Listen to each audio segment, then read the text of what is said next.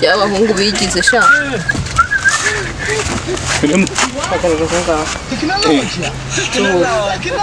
Komedi. Hobera. Ego ko mwami Yesu. Fasta uri gutinda kandi mfite akazi kenshi. Ndimo kwihuta. Nyine mpobera. Shira amafaranga Suzanne. Mpobera. Ntawe uri kumva ikintu ndi kuvuga. Guhoberana. Ako si igihe navuge ntawe wumva. Urajya ngo mvuge gute?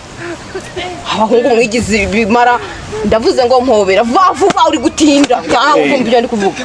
Guhobera. Mpobera nyine. Mpobera neza. Kose uri kumuhobera neza. Kuri seriye. Mpobera neza.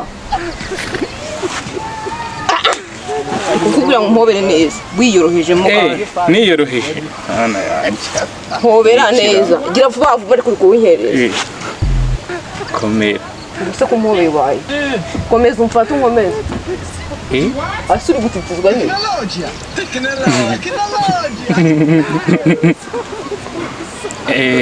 warangije Yesu wayi ushaka kujya hese buretse gato tuvugana ajya ngo mwigize ngo ibiremba ngo ntago mushaka kutubomora nari ndimo kwihuta no musi ntago nayirara no musi ntago nayirara ubwo Claude arayiguha hoya no ahubwo tangira akazi gukora kwibere vuba buri kuntinza ego ko kwajina na Yesu kunyereza mwana witinda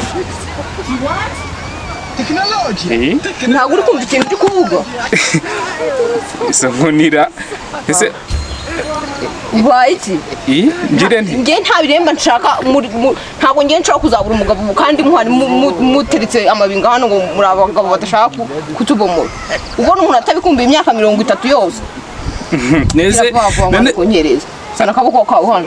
Gira vuba ari kugwintinze. Kwangutsa vuba. Kozaho ariko simuhuge bayikira.